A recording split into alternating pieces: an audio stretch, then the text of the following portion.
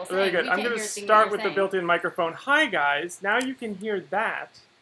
I do not understand what is going guys, on. no, we can't hear. No sound. No sound. Yeah, this is why we need to actually look at the chat. So I'm going to read the chat. You read the chat while you fix the. And I am going to fix the audio. So yes. Yes. Oh. We should really do this more often. Dude, we do this all the time. That's what's so frustrating about this. So I'm gonna just be like, yes, we have sound. Yay, sound. They can hear. Cool. So yes. You guys are so patient. Thank you so much. I just have to appreciate the supremely ADHD nature of the situation, which is that you over prepared in all the cool, exciting, fun ways, and we didn't have like sound. But we have like cool graphics. All right. While we're doing this, I'm gonna attempt. No audio again. Cool. Somebody's like, I'm not patient. Okay, hold on. Hi from Spain, from Finland. This is so cool. ADHD patient. Thank you for, yeah, it's true. I don't know. You guys could have been saying horrible things about us in the comments while you were waiting. So I don't know that you were patient. If you were patient, thank you for being patient. If not, I apologize for being late. I need just a moment of our time. I'm going to switch it to the H6. Sweden, Croatia, Ready? Canada, Massachusetts, Brazil. Here we go. This Ready? is amazing. Hi, everybody around the world. This is Here we go. Cool. Ready? Hold on. Switching audio.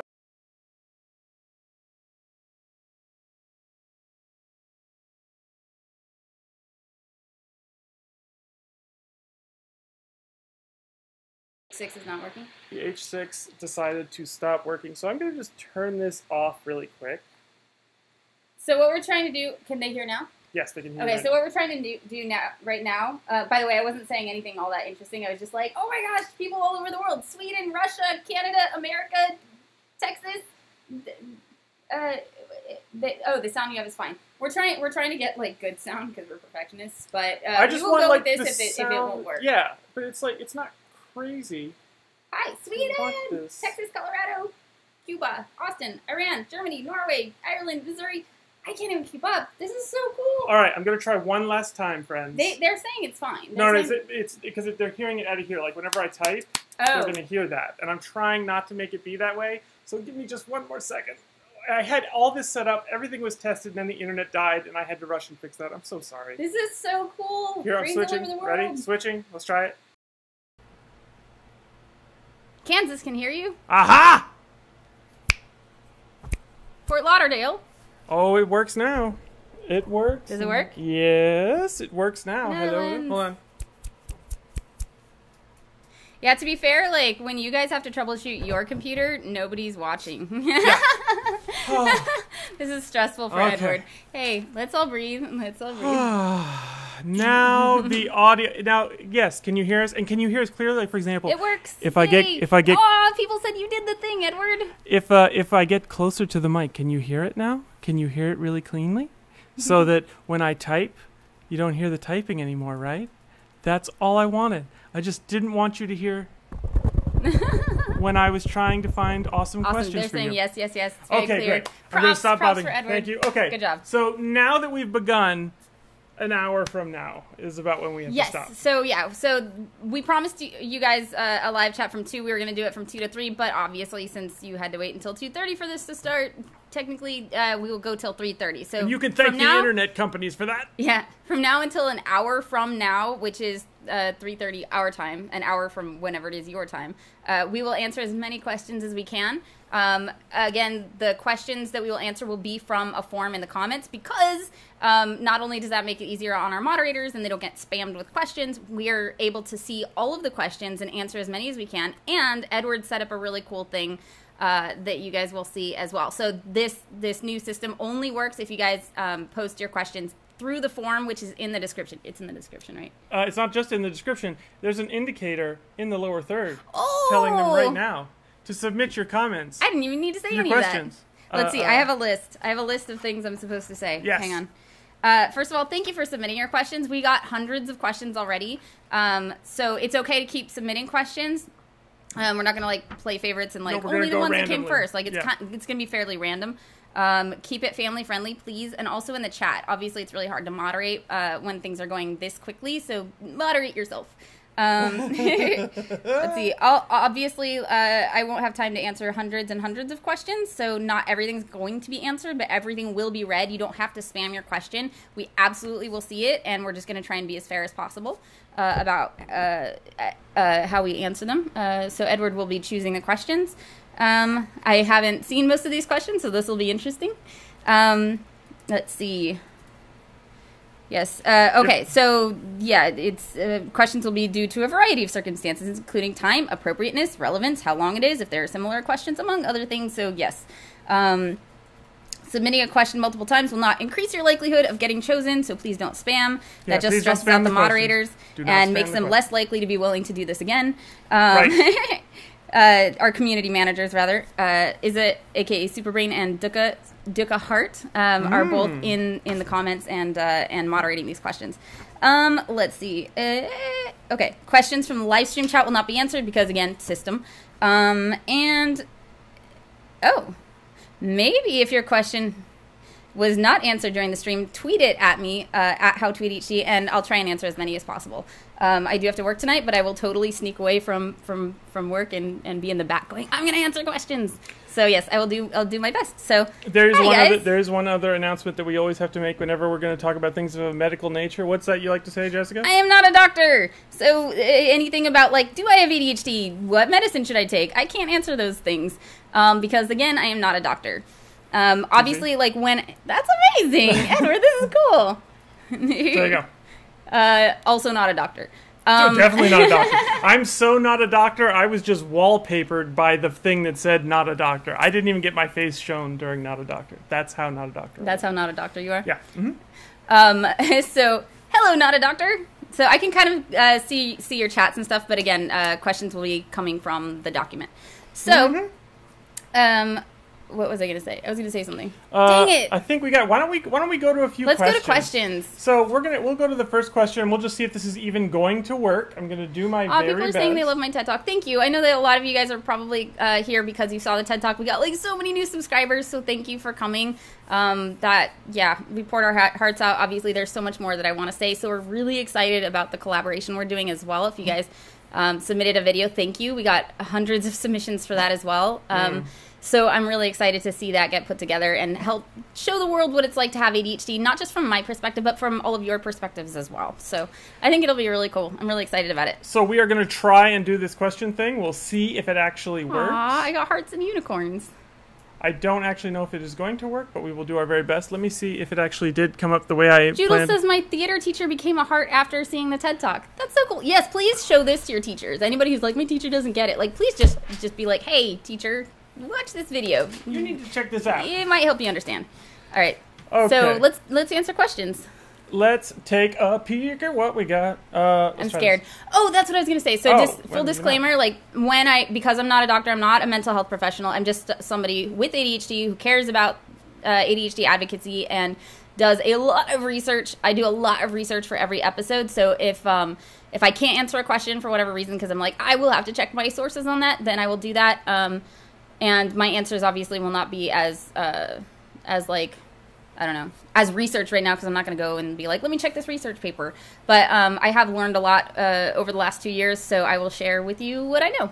So there you have it. Yeah. Cool. This is your first question. Can we make that a little thinner? Like, can we make it a little thinner? I am decapitated. No, but here's what I can do. Okay, I am less decapitated. All right, cool.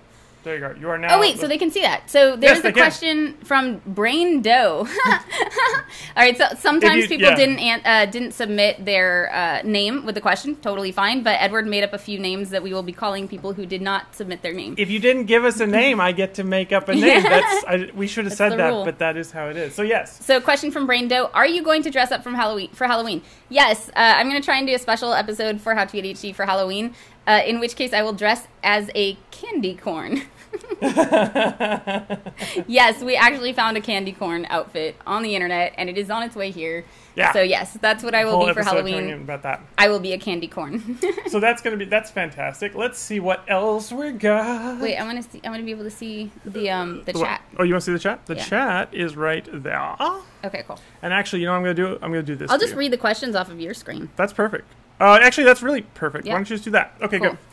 Fantastic. Sweet, literally. Let's see. What are you guys gonna be for Halloween? Yeah, that's a good While we question. get the next question, put it in the comments. I want to know what you guys are gonna be. Let's do some easy ones to start. Okay, so we're just gonna do a couple of like super easy ones, just so that we, so that we don't get too stressed out right away. Oh, we're gonna do some softball questions. Yeah, we're gonna first? do softball questions like first to start. So here you go. Question from I forgot to enter my name. Can you do annual streams? Sure. I like that question because it asks us to commit to very little. Exactly yeah, right. I actually love doing live streams. I know it can be a little intense and can get overwhelming for some people. If it starts to get overwhelming for you, please feel free to step away. Brandy seems to be overwhelmed. She's my dog. Yeah. Aw, we have to let her out. Do you want to do it? Yeah. Yeah, I'm going to let her out. Be right back. Guys, here's the thing. You know how they say there's such a thing as like, technical support or technical difficulties? We've gone beyond technical difficulties to just actual difficulties. Like, it's not even kind of difficult. It's extraordinarily difficult. Between the internet does not want to let us in, our dog wants to bark during the stream, and then just the internet. Boy, the internet's a result of a lot of problems. I think I'm probably not the only one. Just in general. I'm not the only one who would say that. You're totally right. All right, cool. Next one. All right, let's grab another. Please bring your doggo. If she wants to be picked up, I will pick her up for this one. If not, we are doing an episode very, very shortly on dogs, on how dogs help with ADHD. On Monday, I believe, we have an episode that we did. It's like a special thing for Essential phones, the new phone. We did a video about the Territorio de Zaguates in Costa Rica. Yeah, it's really cool. You want to go to another question? Yes. All right, here you go. Questions. Sarah, do you have any... sorry, this is a question from Sarah. Do you have any strategies for remembering things or not losing things? Yes, I do. So many. Lists are obviously really good. If I definitely need to not forget something, it needs to be on a list. The lists help for two ways. One, you won't forget the thing on the list, but two, you won't keep trying to hold that thing that would have been on a list in your head, which will make you forget other things. Sometimes I'm walking around like, don't forget the thing, and then like I forget 5 other things. So that, and then routines. Routines are super helpful. So my keys always go in the same place. Like, I have a backpack that is what I use because anything that I need to take with me can fit in this backpack. And I used to get like, cute little purses and different purses and stuff like that. And I would always forget like, oh, I didn't transfer this over and now I don't have this and I forgot this. Like having a system where I know what pocket everything goes in and it's just, I use the same bag all the time. Like I'm not going to win any fashion contests, but I don't forget my keys. I don't lose my phone like I used to. And then Edward has a trick as well. Yeah, I have a couple, but one of them, there's 2 that I do, right, in terms of like not losing things. One, when I leave the house, I have like a little rhythm I go through, which is phone, wallet, keys. If you're an adult, there are sometimes other things you add to that as a joke, but as far as for family-oriented things, you say phone, wallet, keys. Okay, and so you have like a little rhythm that you go every time. Just before you go to the house, phone, wallet, keys. Do I have all those things? If I do, I'm good. The second thing I do, especially when we're traveling, which is, if you're moving, if you're going somewhere, or even if you have like a lot of stuff you have to take for the day, you have a bunch of different errands you have to run, you have to take this there. Have just one spot and you can clean it as brutally as you have to. Like just push everything off of this one spot. Make it totally clean. I like how it's cluttered before right? you do this. Yeah, it is. I'm sorry, but it totally is. And once you clean it off, right? And you only have to do this the day you're going to leave. You just make it clean and then you put whatever you have to take that day. And ideally, put your car keys on it too. And here's why you do that. When you leave, if there is anything on that counter, table, book, like whatever it is, if there's anything on that, you were supposed to take it. So that way, it's just you don't have to go through your checklist. You just put everything in the place where you have to take it from, and then if there's anything left, just take it. You don't have to think about it. Just take it. So that would be good advice. That would be mine. Good Shall advice. we go to another one? Yes. Okay, so let's go to another one. This one should be very interesting. Okay, question from somebody. These are great. Will you collab with any big YouTube channels like Vlogbrothers? Yes, we already did a collab with Hannah Hart. If you guys haven't seen it already, this system for grocery shopping works so well, I still actually use it, which is not true of all the strategies I've ever presented. Sometimes I'm like, this is great for, short term, or I forget about it or whatever. This one, like, it works so well. It works so well. I have a master grocery list. Anyway, you guys can go see that video. But yeah, it's great. I did an episode with Hannah Hart, and I am going to do an episode with the Vlog Brothers at some point. Hopefully. We connected with Hank Green at VidCon. We said hi to John as well. And we are, we're going to be flying out to Missoula at some point to do some episodes with them. So, yes. So all this is good. All right, and if you guys have any other big YouTubers that you think we should collab with, let us know. Let's see. Oh, you know what? Here's a really good one. Why don't we do this one, okay? Yeah, I'll put it on the big screen for people. But, like, let us know, let me see. Sorry. Where should they let us know? Because these will go away. The comments, by the way, the video will stay after this stream is over, but the comments will not. Right. So, when this video is over, if you guys post, if you want us to do any specific collabs with specific YouTubers, post it in the comments of this video after the video is over. Does that make sense? Yeah. Okay, cool. Yeah, because the live stream comments will not stay. Will not exist, yeah. Okay. So let's go to the next one, shall we? Yeah, let's do it. Question from somebody. How do you manage multiple projects at the same time so they are done well but you still have energy? That's a really good question. Okay, so...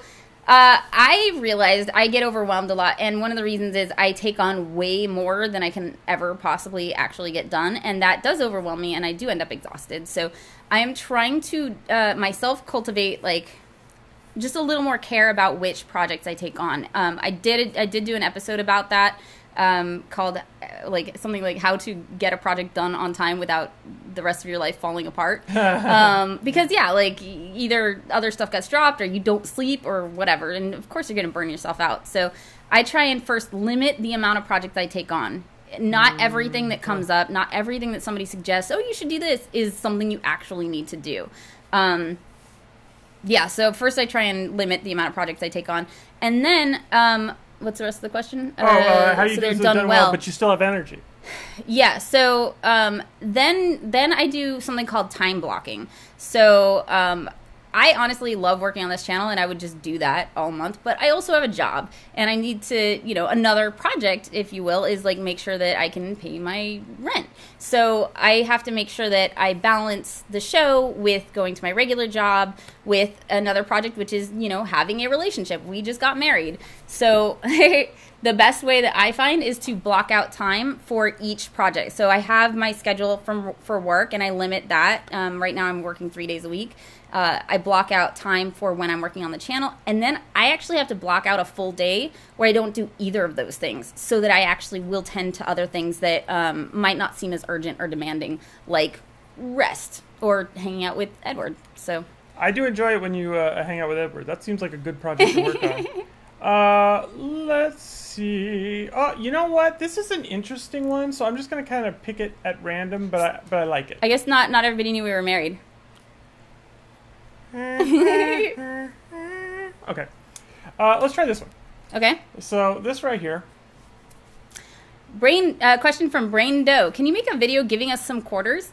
So if you guys haven't seen this episode, I did an episode on quarters of encouragement after I did an episode about failure, because I was feeling really down and like behind, and like I knew that I wouldn't be able to keep this up and it's all going to fall apart, and that was a while ago. I didn't know what was coming. I just knew, like, at some point I was going to fail and give up and not be able to do this anymore. And so I wrote about it. Instead of giving up, I wrote about it, created an episode, and then the next episode was about how we can be more resilient and how we need, like, extra encouragement, the same way that if you fail at, like, a video game, the first few times it's fine, but then eventually you run out of lives and you have to have a pocket full of quarters so you can keep playing. So quarters, if you guys don't know, is what I use to refer to encouragement. The encouragement that gets us up and gets us back in the game when we fail.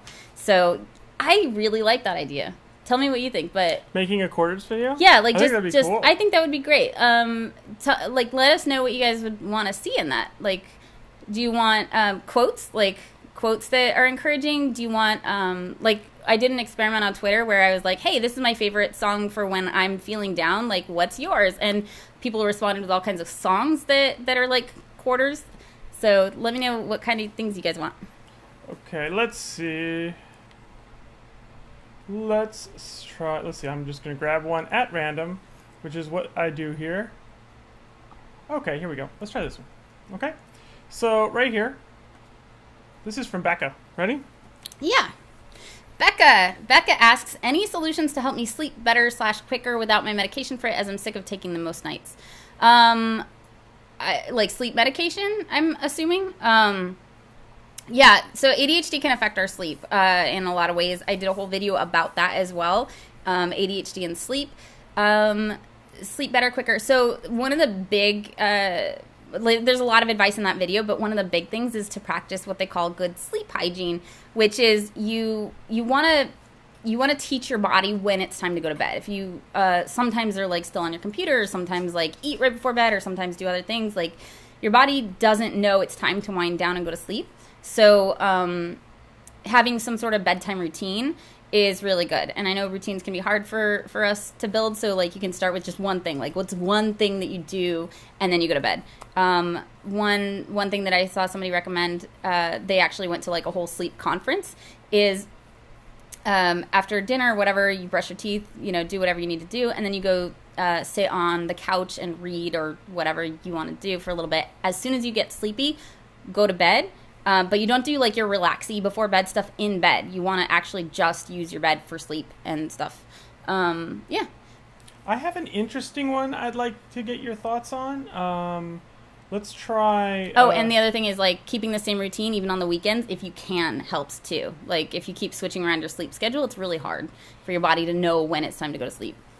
Here's one I'd really like to hear your answer to. We don't have anything prepped for this, but I'd just really like to know if you have anything, okay? And if not, this would be a fun thing to explore later. Question from Goldie. Can you recommend any fidget toys that are a little challenging, like Rubik's Cubes? Okay, so here's the interesting thing about fidget toys. Ideally, you want it to be something that you don't really have to think about. They should be simple and not distracting, ideally quiet. So challenging... It's kind of hard to have a fidget toy that also... Yeah, it's almost an oxymoron. Yeah. So something to fidget... Which is to say, something which contradicts itself. Yeah. In case no one knows what an oxymoron, they're like, you just called me a moron.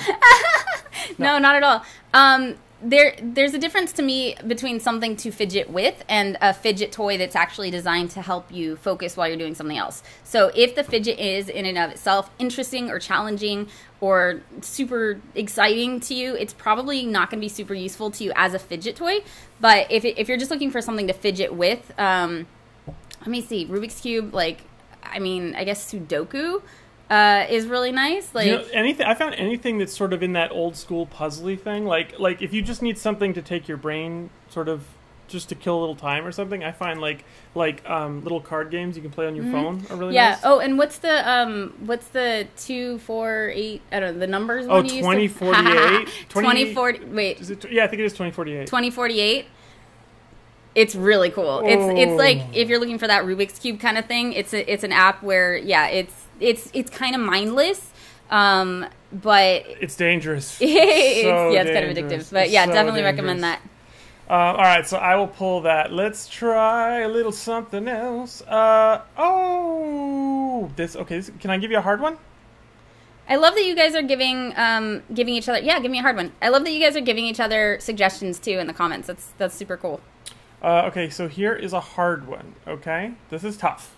Okay. Here you go. A question from Jessica Booth. How do you suggest a minor gets help with mental health challenges when they don't have supportive parents? That's a really tricky one, and to be honest, that's the one that breaks my heart more than anything else, is when I get messages from you guys saying that my parents don't believe in ADHD, or they're not supportive, or they tell me just to try harder, or whatever it is. That's really tricky. A good thing I recommend is okay, maybe when you first bring it up, they're resistant, right? No parent wants to think there's something wrong with my kid. So it's possible that there's different kinds of parents not being supportive. They're the ones that are like, nothing's wrong with you, like you're fine, and they're like really trying to be supportive, just in a way that's not maybe super helpful to you, or where they're not really understanding. So for that situation, I say just like be patient, but be a little persistent. Maybe bring it up like several times and give them some space in between to really think about it, so that they know this isn't just a phase. This isn't something like you just saw on YouTube and thought like, I want to be like that too, or something like that. That it's something that is consistently an issue for you. It just might take time for them to be open-minded to that. If after all of that, they're just like, nope, just man up or whatever. Whoa, yeah. Honestly, because some parents are like that. I know Yeah. that. I got through it. You can do it too. Like that kind of attitude, or aren't supportive for whatever reason. There are alternatives. Katie Morton is a therapist on YouTube who has some really good information on that. I'll try and link to that in the description after the video's over. But she says, like, depending on where you live in the world, like in certain states, like you can maybe get help on your own without your parents' consent. But there's like certain age limits to that. So it's tricky. Going to your teacher or school counselor can be great as well, because they can talk to you and maybe help you advocate with your parents, so they can talk to your parents if they're not taking you seriously. There's a lot of options, but it really depends on the individual situation. Somebody, going back to the fidget question for a second, I saw a lot of comments talking about contact juggling. Have you ever heard of contact juggling? No, but it sounds amazing. Contact juggling is where you use these acrylic balls that are super smooth and kind of slippery, and it's essentially juggling where the ball never leaves your hand. So you're like rolling it over your hand, and I'm doing it off camera, where you're doing it over your hand and back and forth, and they can do a lot of, like, I think you've probably seen people do this, where they're kind of, it looks like they're just holding the ball. This is amazing. Yeah, it's also a great fidget, as long as you're not trying to concentrate on something. Well, no, even if you are depending. So, like, if you're using a different part of your brain. As long as nobody else needs to be concentrating. Yeah, I guess so. That's what I should have said. You're probably in the middle of a classroom is not the best place to do it. But yeah, if you're just trying to listen to a lecture and it's super boring to you, doing something physical while you're listening to it can help. That might be really good. Yeah. But, it depends. Like fidgets are you always don't want to be more... doing sleight of hand magic, like, in the class. Well, I mean, maybe. It depends. Like, ideally, like... You want to find something that's the right level of stimulation for your brain, right? Our brains are kind of chronically under aroused. So if you do something, if you're doing something simple, like if you're listening to a lecture that's like boring, super boring to your brain, and you need the extra stimulation, doing something that's super stimulating can be great. But if it's something where you're having a really hard time following that thing, then you want to do something more simple. It's really a balance. Like with it is. It with totally multitasking, like you can make a recipe that you've made 1 billion times and help your kid with spelling homework if you're great at spelling. But if you're trying to make a recipe you've never made before at the same time as helping your kid with calculus, that's not going to go well for you. So it's that same kind of thing where you want to balance levels of stimulation and figure out in an individual situation, does my brain need a lot of extra stimulation right now? And then you go with something like a fidget that's more stimulating, or do you just need a little extra? So, that's very awesome. I hope that made sense. If you'll recall, there's only one person in this whole channel that I shamelessly plug, and he's currently in the channel. If you guys see the gentleman named Riot Tapes in the comments, that's my best friend Matt Wallace, and he is a fantastic author. Watching? Yeah, he's watching. Isn't he getting married tomorrow? He's getting married tomorrow. I actually have to see him right after this. That's why he's watching the stream. He's like, is he going to be late? He's going to get out on time. He already knows I'm going to be 30 minutes late now because we started late. But if you guys want to read a really great series, it's the Sin du Jour series. Not super family friendly necessarily. Not totally family friendly. Probably like teenagers and up. Maybe even interesting. That. Very interesting, but it's not totally family friendly. I only pitch it because he's my best friend and I love him dearly. He goes, I got a shout out in the live chat. And it's also a really great book. So Sin du Jour on Amazon if you are of the adult type. How about a question? Yes, let's do questions. Okay. There you go. Plug. I gave him a plug right there. That's all you can do. You be my best friend and you get a plug. Here we go. Question.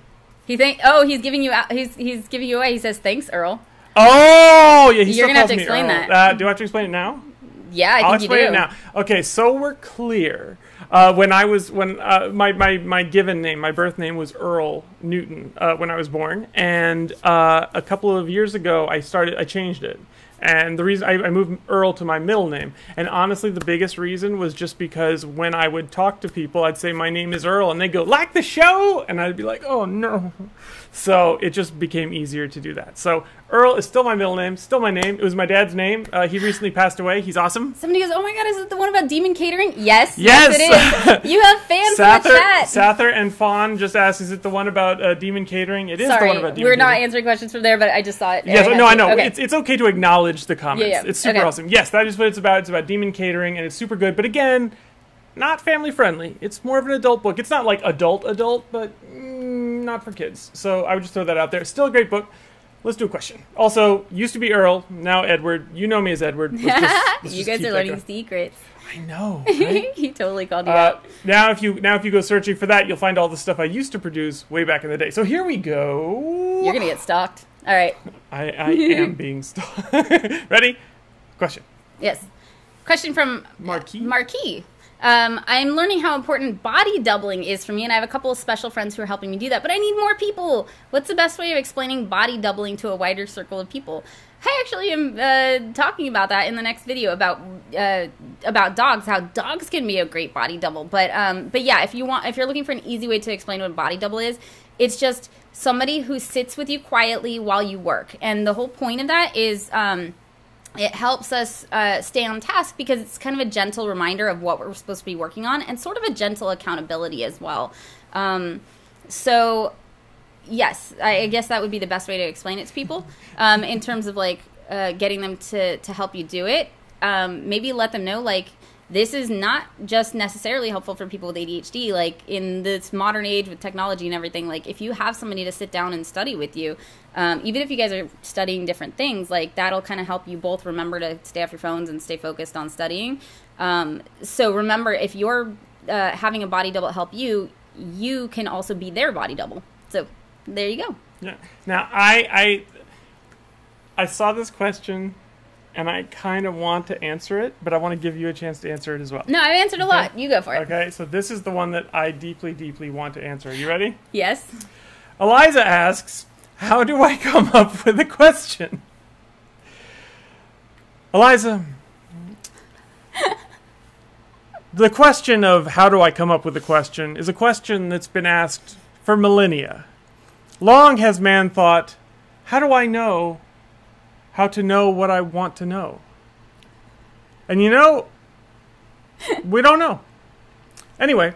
I'll give another suggestion, which is you guys can also ask a question that you see somebody in the live chat really wanting an answer to if you can't come up with a question on your own. Yeah. So you can ask a question that somebody else is asking, I suppose. Yeah. That is also good. Sometimes, if you're like, that's a good question, I would like that question answered. If we see the same person asking the same question like a bunch of times, we tend to kind of not answer it because we don't want people spamming. But if more than one person asks a question, like, we'll be like, hey, people probably want to hear the answer to that question. Sure. Let me pull another one. Let's see. What do you feel like? Do you feel like something serious? Do you feel like something silly? I don't know. Surprise me. Surprise you? All right. Let me jump up here and we'll see what we can see here.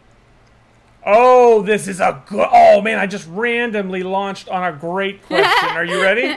Somebody has Edward the Walking Fortune Cookie. Right? John is funny. Ready? Shall we? Yeah. Ready?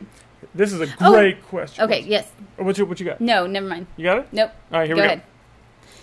Question from Jess McLean. Before YouTube, as a child/teenager, how did you explain your ADHD to people? It's something I really struggle with.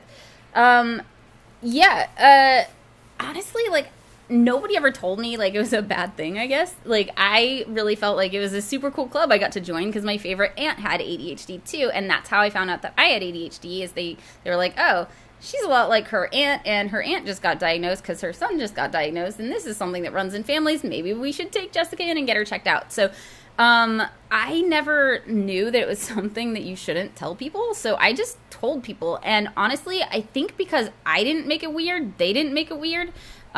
People will have misconceptions about ADHD, absolutely. For me, I think a lot of people took it kind of lightly or as a joke or whatever, and so I don't know, but it didn't really bother me. So I just told people, like, I told people the way that I would say, like, oh, hey, you know, I have green eyes, or I like candy, I have ADHD. It just wasn't a big deal for me. But I know that that's not necessarily the case for everybody, and there's like a lot more. I mean, that was like before the like internet was really huge. Like, I'm dating myself, but so a lot of you're people not allowed didn't to necessarily date anybody now. You're married. I can still date myself. I can take myself out to dinner. That's cheating. That's cheating. Is it? Is it? Is it? Is it? In the comments. Yeah. If I go on a date and Edward doesn't get to come, is that cheating? Well, definitely. Why? If you go on a date and I Not don't by myself. by yourself, By myself. Is it then a date with the waiter? Is that the issue? Brandy, don't kill the internet. Oh my gosh, she always wants to go there. All right, next question. Here's a good one. I've seen somebody's like, that's cheating. Okay, hang on. Beyond the Grave says that's cheating, which is just terrifying. let me pull this one and we'll see what's what. Okay. Let's do this. Oh, hang on one second. I have to organize these so that they actually work. Give me just a moment. Ooh, Flynn Pierce says it's only cheating if it's an alternate universe version of you. So if she has a goatee... Oh, Rosemary says no. Solo dinner / movie is amazing and should be normalized. I agree. I mean, I agree. That is actually true. Honestly, yeah. Like, I wish that I had known this when I was younger. Like, it is a really good idea to take yourself on a date and see what you like, regardless of what everybody else around you likes. Because, right, there's a lot of social peer pressure and all that to be this way or to like these things. It's good to get to know yourself and be like, this is what I like. And I say that because I didn't do that for a long time. And so, like, I pretty much liked what my friends liked. And then, I didn't really get to know myself until later in life. And I think it's important to. Okay, Brandy is like doing like a roller derby right next to our internet connection. And it gives me anxiety. Here we go. Another question. Edward struggles with being the evil mirror universe version of himself. True story. I have to butcher that. Edward struggles with being the evil mirror universe version of himself. True story. That's true. This is your best friend saying this. He's right. He lived with me for 3 years. He knows. This is funny. He probably knows that's probably true. There was probably an area right when I first started going to therapy where I totally was the evil version of myself. That's fantastic. All right, question. I've been to therapy and it was great. All right, here we go. Question. Question from Gemma or Gemma? Either way could work. Either way. It depends on if you're Italian. Exactly right. Should I be ashamed that I have jewelry for my anxiety? No. Not at all. I don't think so. I mean, I know that there are some social situations where you might be uncomfortable doing it in front of other people, but, like, no, it works really well. If you guys don't know what jewelry is, it's basically a fidget. It's something for, like, if you get... Okay, so fidgeting is great for if you're bored and can't focus or if you have anxiety. It is just a way to dispel that extra anxiety. And there's a lot of jewelry. It's great for people who have ADHD and anxiety or autism, Asperger's, that kind of thing. And it works really well. And it's designed specially so that you can chew on it and it doesn't hurt your teeth. So... honestly, like, it's a way better alternative than, like, skin picking or, like, you know, picking at your nails until they bleed and stuff like that. It's a safe way to dispel that extra anxiety. So I would not be ashamed of it. If you feel like there are situations where you want to use a different technique, then you can explore other options, other kinds of fidgets. But no, don't be ashamed of it. It works for you. Yeah. Don't be ashamed of anything that helps you. If it doesn't hurt anybody else, don't be ashamed of that. Yeah. The whole world tries to tell you, like, you're not supposed to need things, and it's like... Yeah, see, like, people chew pens. Like, if anybody ever gives you any nonsense about it, be like, okay, like, how is it different than chewing pens, except that it's safer and I'm not going to get ink poisoning? Not just that, but, like, this is meant to be chewed. You're chewing things that shouldn't be chewed. Although if you chew pens, you shouldn't be ashamed either, really. That's true. I'm, like, showing her... Like, you don't have to bully other people. Yeah, don't shame other people in trying to... Yeah. Basically, don't your own shaming. Yeah, you don't have to be defensive about it. You're using something in the way that it was intended to be used, and it's working for you. Great. Yeah, exactly. And honestly, that's a really good message just in general. If somebody tries to shame you, you don't have to hit them back. You can just be like, that's a good point. You don't have to do that. That's a good point. Because otherwise, it just keeps it going. True. Here's a good question. And somebody says also important to accept that we need other people and be nice to them and all of that. Totally. Yeah. Totally agree. Nobody's going anywhere. We're all still here. Ready? Question. Albin asks, "You're my favorite YouTuber. Oh, or favorite YouTube. What's your favorite? Oh, that's so sweet. Oh my god. I'm just gonna sit here and cry about that. Thank Aw. you. That's really nice of you. My favorite. Let me see. I did not grow up with YouTube, so I didn't like grow up with favorites. But I'm discovering YouTube. Like as a YouTuber, I'm getting to see a lot of different channels. And right now, there's a channel that I'm kind of obsessed with. Drew Lynch. Do you guys know Drew Lynch? Oh, that's right. Yeah. Drew and Stella. So he's a comedian with a stutter, and he's so funny. And he has a service dog that sits next to him, and her name is Stella. And he puts little quotes above her head, so she interacts with him during his vlogs. And I'm just kind of obsessed with that right now. The universe. I first of all, I'm not cutting you off. Would you slide a little bit that way? Just take your chair and go a little bit that way. I'm seeing people go, we're not centered, so I'm trying to be more centered. There you go. I've found inner peace. I am now centered. By the way, if you guys are just now joining, you can ask any question you want. This is kind of like an ask me anything situation. So some stuff will be ADHD related and some stuff will just be silly. If you want to ask Edward a question, you can ask Edward a question too. Like, why is it the internet's always messing up? Let's see. Oh, Spookum says, I'm Albin. I'm so happy you answered my question. Oh, welcome, Albin. You are most welcome. Let's see if this thing's going to actually update. It hasn't updated. Somebody says he's funny, but a little bit rough with his comments. He is. Actually, in the comment section? No, Drew Lynch. Or what comments? Just, he can be a little caustic. Drew Lynch. A little bit, yeah. He's a stand-up comic, so... Stand-up comics are usually a little bit more like... Yeah. I don't know. They're not as like, I'll be nice all the time. Sometimes they can get a little jaded and such, I guess. Yeah. Let me see very quickly. I'm going to reorganize this so that it will work. And let's hope that this actually updates, which it's not. Yay for things breaking out of nowhere. Hang on one second. There we go. Now it's updating. I'm not sure why it wasn't before. Let's try this one. Right here. You ready? Yep. Try this one for us for size. Okay. Question from Coral Armbruster. That is a cool name. If that is your real name, that's an amazing name. And if it's not a real name, like, well done. Aw. Oh, he wants to know, can I still get a How to ADHD sticker? Yes, you can. We haven't been to the post office box in just a little bit. Things have been a little bit nuts. But we do still have stickers left. So if you guys want to send a sticker to our P.O. box, it's in the About section on our channel. Just send a self-addressed stamped envelope, and I will put a sticker in it and send it back to you. There were people, I don't know if any of you are in the stream, there were people who wrote lovely letters, and it meant so much to me that I didn't want to just drop a sticker in an envelope and send it back to you. I wanted to be able to, like, hand respond to the letter. If you haven't gotten a response, it's because I am trying to do, like, a proper response and write a letter, and that's taking a little bit longer. So I'm sorry about that. If you write me a letter, be like, hey, don't worry about writing me back. Just send me the stickers. You will probably get your stickers sooner. If you want a response, then write a letter and be like, yes, please respond.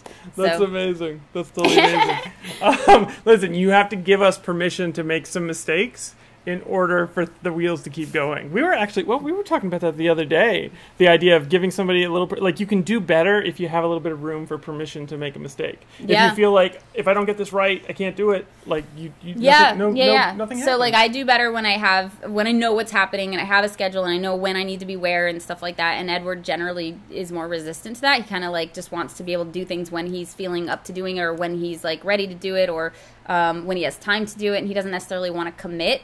And that drives me nuts sometimes because I'm like, I just need to know what's happening with my own schedule, and sometimes that depends on your schedule, so I need to know what's happening. But do you want to? Yeah. So here's what was really interesting. It was like we were having fights about it. Like we have an awesome relationship, and we totally still fight sometimes. It was like our big sticking point, because like for my ADHD, it's better for me to know what's happening, and then I can prepare, and the transitions are just a lot easier. But for him, like, it just was like his kryptonite. So, you know, our different ways of coping with our own ADHD were conflicting. Yeah. So we were fighting. And usually, by the way, when you find yourself with somebody that you really connect with and you really care about, and you're fighting really hard, it usually means you've bumped into each other's defense mechanisms, or something integral to who you are, or something that helps keep you whole, right? So if you find oh my gosh, Brandy just wants to unplug everything. Yeah, if the stream suddenly goes offline, it's because of Brandy. Yep. But Brandy's like, all right, that's it. I need attention. Yeah, she's just running back and forth. This live stream is just over. But yeah, if you find yourself like at odds with somebody that normally you really get along with and merge with, I found that it usually means that we've bumped into something that perhaps we didn't even realize was something like, no, I need this. Yeah, I don't even know how much I need this, but I need this. So I don't want to cut you off, but so we had this sort of back and forth about my schedule. I wanted to keep it more loose. Don't ask me. If you kill the internet, the internet will find you. Mlem. Mlem. You are hooked on Mlem. I love it so much. Mlem. But anyway, if you do find yourself, send me mlems. No, please do not send my wife mlems. Do not mlem my wife. Send her mlems. If you want to send her photos of dogs like licking their own nose, like she will love you. It's amazing. Anyway, so we found that this was, for a while we just kept thinking, oh, the other person's being really stubborn and they won't flex. At least that's how I felt. And then after talking about it for a while, we went, oh, this is what I really need. Like I try not to be on like perfect on time and things because I want everything to be perfect. So if I kind of initially give myself permission to sort of keep my schedule really loose, then I don't feel like I have to be perfect about it. But once I start setting times, you didn't want to set any. Yeah, you didn't want to set any times because then you would feel like a failure if you didn't hit it. Exactly, right? Or if I didn't have everything done the way it was supposed to be. So we had like this amazing talk about it where we realized like, oh, for her to feel secure, if it's okay to talk about. For her to feel secure, she kind of has to know what's coming up so she can be ready. And for especially with all the chaos that's been happening with the channel, like we're flying off to Costa Rica to do shoots. We have to talk about the TED Talk at some point too. Yeah, Holy cow. TED Talk, and that like so much is happening with that, and it's overwhelming. And there's all these messages, and I'm trying to keep up. And so like I need more than ever a little bit of like normalcy in my life. I need a little bit of routine and stuff that I can count on because there's so much that I can't predict or count on. Exactly, and for me.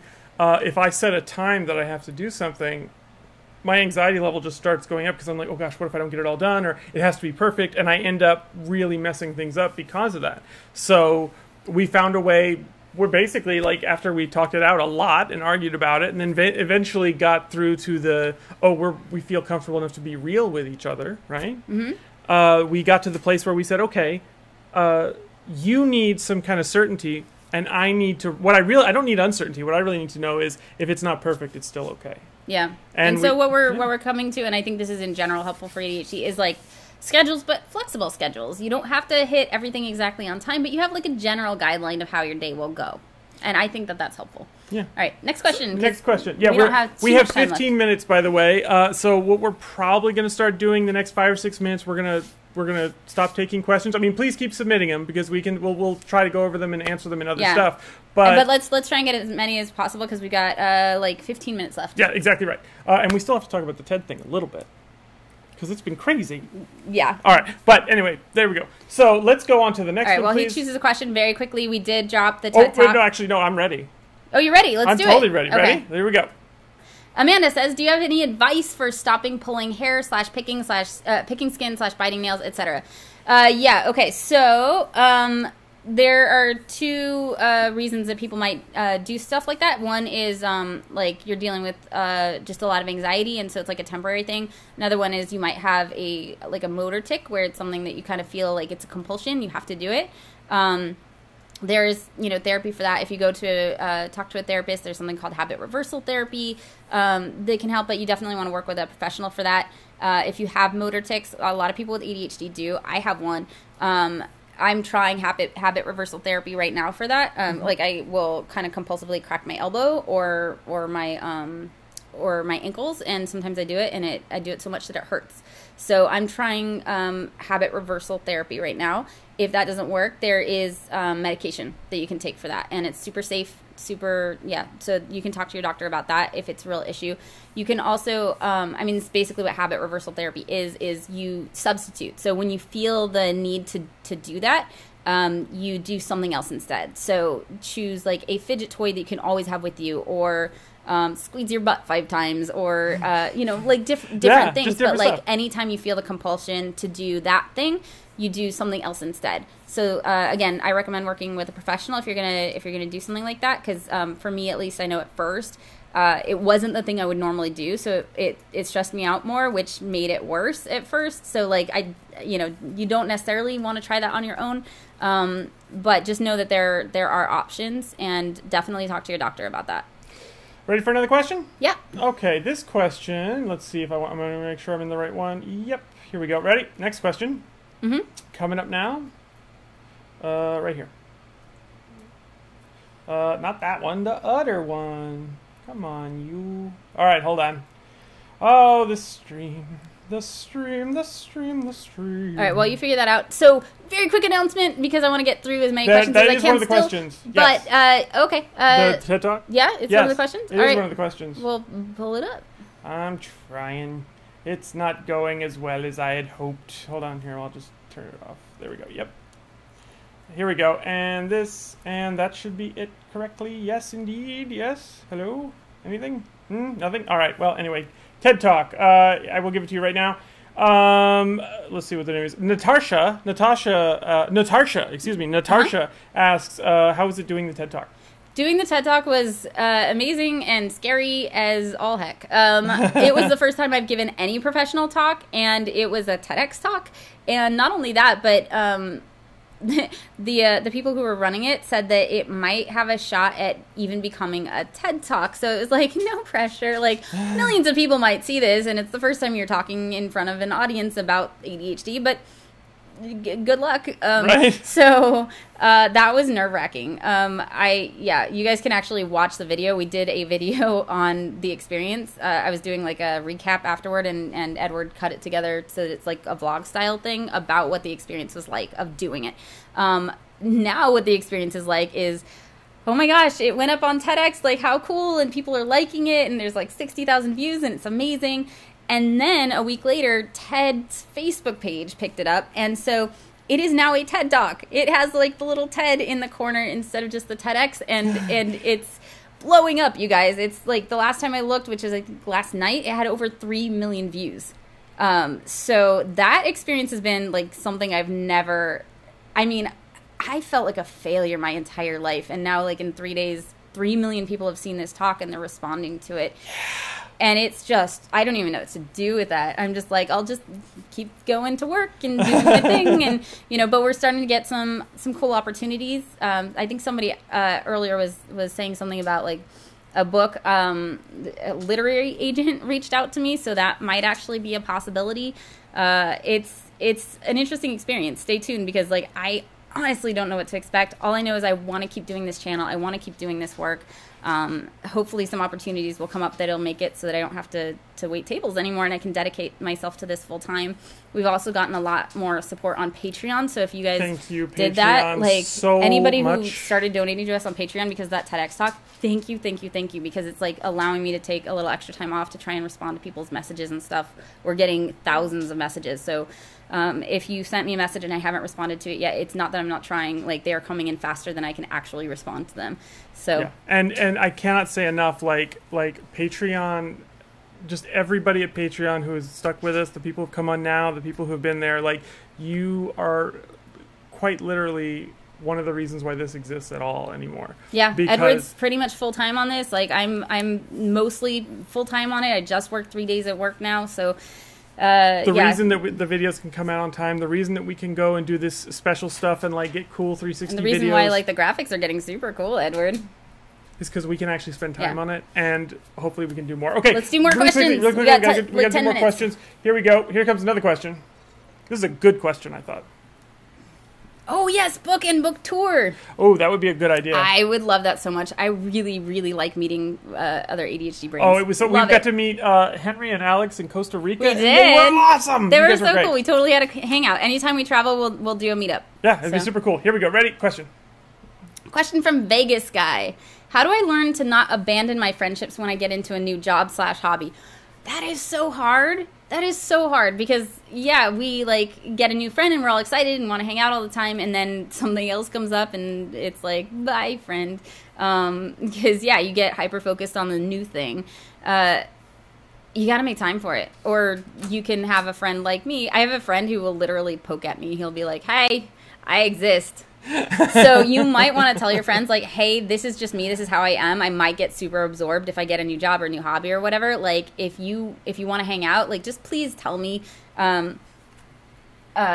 Yeah, because I've lost friends that way. It's the struggle is real. I have to about every 6 months I have to do the rounds and be like, I'm so sorry I haven't talked to you. I'm so sorry. Yeah. It's been this. We haven't quite figured out, but like I think it's probably a good idea. And I actually, now that I think about it, I'm probably going to do this. Set reminders in your phone. Be like, if you haven't talked to another human being in a week, maybe do that. Yeah, reach out, say hello, ask people how they are doing. Yes, and don't just talk to them about your new job/hobby, because that's a good way to lose friends, and I learned that's that. Exactly like, there was a girl at work that I was talking to all the time where it's just like, hey, and now this is happening. Hey, and now this is happening. And it never occurred to me to ask like, oh, how are you doing? What's going on with you? So I now know, before I start talking about the thing I'm excited about, to ask somebody about what's going on with them first. Otherwise, like, I'll talk forever, and it might not ever get around to that. I have another one that I'm editing right now to make it. Let's see. Okay. Okay, there we go. Forgive me, Rebecca, but I had to edit your question down a little bit just so that it would fit. Somebody just noticed we're all live streaming. Yeah, welcome. Hi. Aw, they're liking the live stream. Thank you, guys. I appreciate the feedback. You are so kind. You are so kind. We're still kind of like figuring out the best way to do this, so and how often to do it. So yeah, let us know what you guys think. If there's things we can improve on, and like not being half an hour late and such. Cancel. Let's see. Okay, let's make sure. There we go. This should update in just a second, and I'm gonna go here. There we go. Ready? Mm-hmm. Here we go. Question from Rebecca. Oh, yay. I know she was wanting her question answered. My husband is from a different culture, which is more of a pull you up by the bootstraps culture, and he doesn't understand how my ADHD affects me. What can I do to help him understand I can't just try harder? I actually have a video in the works, which is why you should not tell somebody with ADHD to try harder and what to do instead. In the meantime,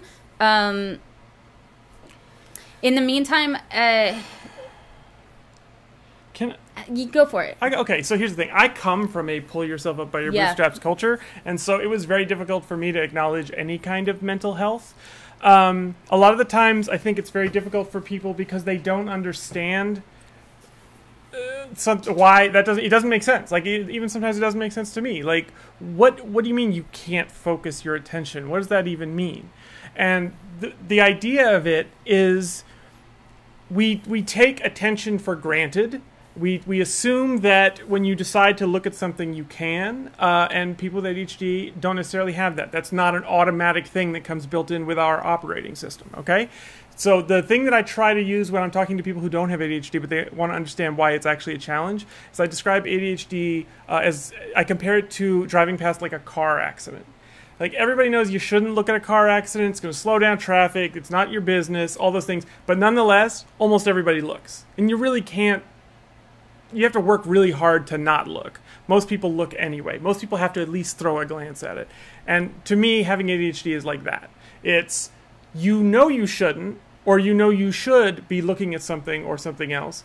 And nonetheless, your brain goes somewhere. And maybe it's away from what you're supposed to be doing, or maybe it's towards something you don't need to be doing, but that's what happens. And it is like that car accident scenario, driving past it, except all the time, and it doesn't stop. Yeah, you never pass the car. Yeah.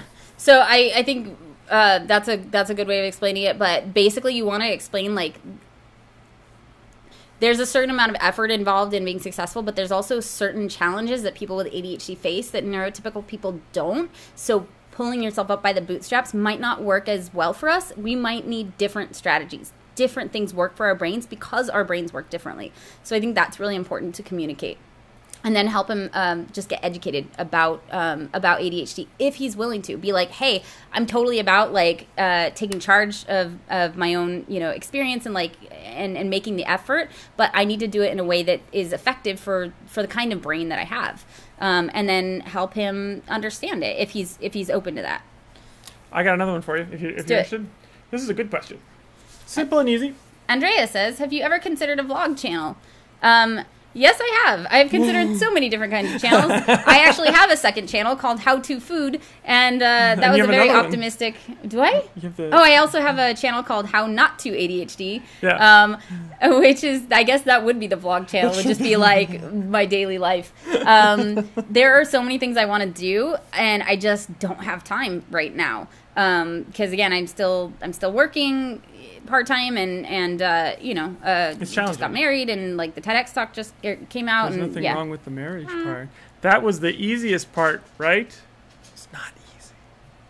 Planning a wedding. It was, oh my God, planning a wedding is so challenging. It was not going to be as hard as it actually was to plan a wedding. So basically, yeah, there's a lot of stuff I want to do. Doing a vlog channel would be super cool. It's just my primary focus is obviously going to be providing advocacy and strategies for ADHD, because that's, there's a lot of vlog channels, and they're very funny and entertaining. I would love to do one, but I want to make sure that if I get to that point where I do, like, I'm still able to do this. So that's the answer to that. Also, I just have to say, Mariana Austin Williams wrote, if you ask for questions ahead of time, you can get some lined up and then fill in more during the live stream. Oh, we did that. We did. We just keep getting off track. Yeah, let's do more questions. Okay, let's do more questions. Give me 1 second. Right. I'm going to grab the next question. Can we go for 10 more minutes? Is that okay? Yeah. Matt, I'm not going to be there right on time, but it'd be just 10 minutes, I promise. All right. Okay, we'll do 10 more questions. 10 more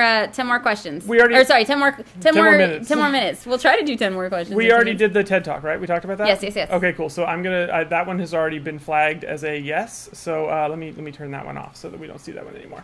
Let me grab a good one.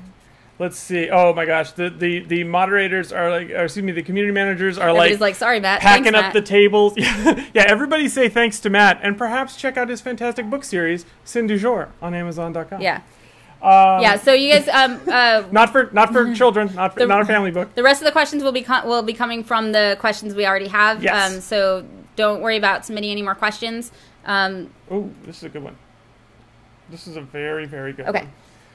So this is a question from Megan Crevelin. Yes. Crevelin, is that right? We'll go with it. Okay. Is that right, Megan? What is step 1 and 2, 3, 4, etc. if you believe your child has ADHD? Yep, that's a great one. So first of all, kudos to you for looking into it, because as we talked about earlier, not every kid with ADHD has parents that are willing to do what it takes. So thank you for asking that question. First step is usually go to your GP, your general practitioner. Get a referral to a psychiatrist. Make sure that psychiatrist is familiar with ADHD. Not all mental health professionals are created equal. Not everybody is up on the research. Not everybody is super experienced with it. The reason you want to get a proper evaluation from a psychiatrist and not a 15-minute quick evaluation from your doctor isn't that you can't get medication from your doctor. It's that ADHD is very complicated. It's complicated by the severity of it, the presentation of it, whether it's inattentive or hyperactive impulsive or a combination of both, whether there are other comorbidities that come with it, like anxiety, depression. My brother has ADHD and Asperger's, ODD, that kind of thing. And you want somebody who's just very experienced with it so that they can kind of suss out like what's actually going on. Sometimes anxiety can create symptoms that look like ADHD, and sometimes ADHD creates symptoms that end up creating the anxiety. Sometimes people have both. It's complicated. So definitely get a proper evaluation with a psychiatrist who ideally spends a lot of time with you. Step 3 and 4 are usually they'll want to take some time ruling out other possibilities, and then eventually once they have a diagnosis, whatever that diagnosis is, they'll want to start on some sort of medication if that's something you're open to. In my experience, medication isn't enough. So depending on the age of the child, cognitive behavioral therapy works great for older kids. Younger kids, it'll be different. Their parent training, behavioral trainings that you can go through to see like what you can do to make it so that your kid has an easier time. Things like, making sure that there are solid routines and structures that the kid can expect, that kind of thing. So, shall we go for another one? Yep. Okay, let's try this one really quickly. May I have my water? Of course you may. Here we are. Ready? Mm-hmm. Okay, coming at with the next one. I didn't realize what the name was. This is great. Ready? Uh-huh. Question from Going Through Girlfriend Problems. Girlfriend problems, right? Yeah, GF problems. Girlfriend problems. Okay. What are some common ADHD symptoms for a teenage girl? Are you asking for yourself or your girlfriend? See, that's the thing, is that at the time, I didn't see the name of the person. I was just like, oh, this is like a person that needs to know about teenage girlfriend. And then when I saw it, I was like... I did an episode on ADHD in girls and how it's a little bit different than in boys. It depends on the presentation. So, like, if they're primarily inattentive, they're going to be more like the daydreamer type. They'll, be called space cadet and, things like that. Let me see, common ADHD symptoms. But yeah, go watch that video. Teenage girl, in particular, the emotional dysregulation can be an issue. For me, I was a monster to my mom. Like, I was a horrible, horrible person because I didn't know how to regulate my emotions. So if I got upset or frustrated, it would just, like, I had no filter. Just no filter. Just bleh. I hate you, I wish you died. Like, that bad. So, yeah, having to deal with learning to... deal with your emotional dysregulation that comes along with ADHD on top of like, hey, I have all kinds of crazy hormones in my body now and they change every day and are worse at different times of the month. It's hard. So, yep, that would be the biggest thing. I have a terrific question for you. You ready? Yes. A question from Anonymous. Are there any doctors who have ADHD? I want to be a doctor, but I'm scared I won't be good enough. Absolutely, there are. Dr. Hallowell has ADHD, and he's a psychiatrist, and he's been on our show, actually. He is one of the people who with the ADHD who the medication doesn't work for. Doesn't work for everybody. He's got ADHD, and he can't even take medication. Yeah. Yep. So he has it. We have brains in the community that are doctors who have ADHD. Absolutely. Having ADHD shouldn't stop you from doing anything you want to do. There are things that are a little easier for our brains to concentrate on. The one thing I don't recommend is trying to make yourself do something for a career that you do not enjoy doing. If you hate doing it, to me, the ADHD brain is built for speed, is built for hyperfocus, is built for accomplishing amazing things when we are in the mood to do it. And if you don't want to do it, like I've tried careers where I'm like this is what I should do. This is what makes sense. This is what everybody tells me I should do. And it's just like trying to drag a mule down a road. Like I was fighting my brain the whole way. So there are strategies that will help you do anything you want to do in life. Just I would make sure it's something you want to do. There's a great piece of advice, which is don't follow your passions, follow your effort. So if you're like, I really like music, but like the things that you would have to do to be a musician, you don't enjoy doing, that's maybe not the best path for you, if that makes sense. Okay. I feel like, because we have about 5 minutes left, I feel like we got to start wrapping it up. Okay, a few more questions. We have updates as well we have to get to, like in terms of what's coming on the show. 3 more questions. All right. Well, then, wait, now we'll just go to this one right now. This is the question. I feel like this just perfectly epitomizes the ADHD experience. Joshua asks, I lost my bullet journal, now what? Yep. The lack of punctuation, everything in that, to me, is the ADHD experience. I lost my bullet journal, now what? Right. Okay, so in the bullet journal video, I definitely recommended, like, on the front of your bullet journal, front page, be like, hey, if you find this bullet journal, please return it to me. This is my name. This is my phone number. Don't give them your address, because then you will have weird people showing up at your house. Give them your email address.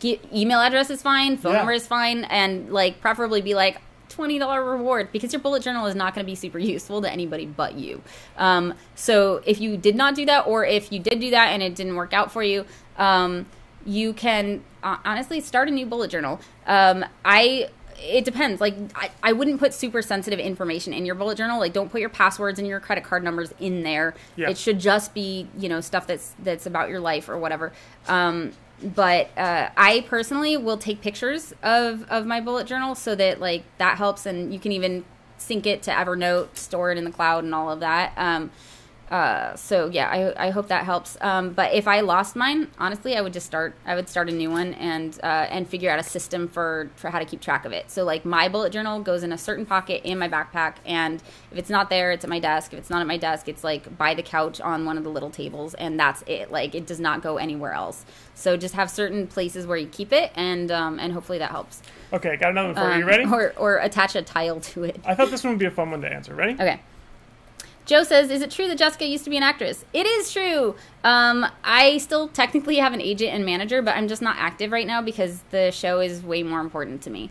At first, when the channel started doing well, I was like, oh, maybe this is something I can use for my reel, and, like, I can get some attention as an actress because I've got a following now.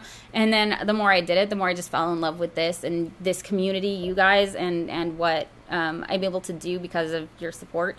And this is what I want to do. If somebody at this point came to me and, I trained as an actress for like years and years and years. So if somebody came to me and wanted to offer me a role, I'd be like, okay, but I wouldn't, I'm not going to spend my time hitting the pavement auditioning right now because it's not where my heart's at.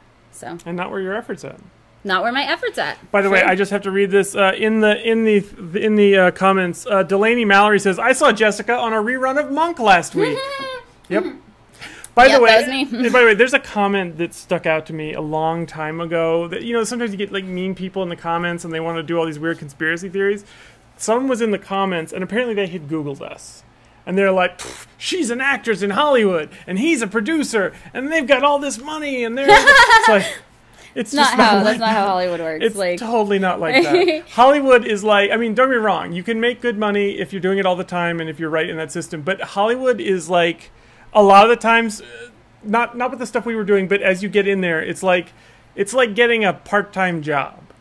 Like, it takes about that much time, and you make about that much money. You're like, well, I stood here for the day and did not much of anything. It's not. It's not like, I feel like the image of Hollywood is nothing, glamour, and there's an enormous number of tiny steps where it's like hoping to pay my rent, almost paid my rent, paying my rent. And even on the upper echelon, like I guess Morgan Freeman, like from the time that he started his career, like all the hours he actually calculated out, and he was like, I make about $2.70 an hour as an actor. That's Morgan Freeman. So yeah. So Hollywood does not equal money. No. And they know that because most of the people that come out here are doing it for passion, which is so cool about what we're doing right now is we still get to do the passion thing, but we don't have to worry about other people telling us we can't. Here we go with another question. Yep. This is the third question, which is the last question. Last question. By the way, just to let you know, I have to go to work after this, so I won't be able to answer questions while I'm driving. That's dangerous. But once I get to work, if I have time, I will try and answer questions in between other things as often as I can sneak out and do it. So yes. And if you asked a bunch of questions about specific things about ADHD, how do you do this with ADHD, how do you do that, go to our channel and try typing in some of the keywords. Like I saw someone just said, how do you deal with anger if you can't control it? We have a video about anger. Like there's stuff that just help you get started. Yeah, and on howtoadhd.com, you can actually see our entire list of videos. Oh, that's right. It's a great way to find it. We have howtoadhd.com now. howtoadhd.com/videos in particular. Yeah, that's awesome. Okay, so last question. Here we go. Ben asks, if you could take a pill that would irreversibly make you neurotypical, would you? No. Nope. No. I wouldn't. Because the challenges that come with ADHD can be managed, and the strengths that come with it, you can't buy. You can't buy, barter for, like, you can't. Like, I love things that my brain does that a neurotypical brain doesn't. I love how fast it is. I love that I'm like impulsive. Like creativity is impulsivity gone right. I love that I have an idea and like 2 seconds later I'm already implementing that idea. Like I love that. There are times when that impulsivity has gotten me into trouble. There are strategies for that. There are times when I can't focus on something that I want to focus on. I take medication for that. So the strategies can be super helpful for dealing with the challenges, and then I still get to have the strengths that come with it, and I love that. You know what I realized while you were saying that?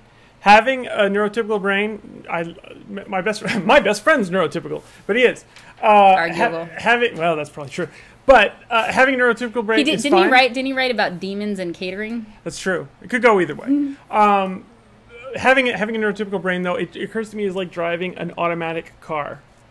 Like it'll go. Yeah, it goes plenty fast. True. It does fine, but a lot of all the underworkings are sort of handled for you. You don't know when like gears are shifting and things. Right. It just works. If you have a manual car or an ADHD brain, like.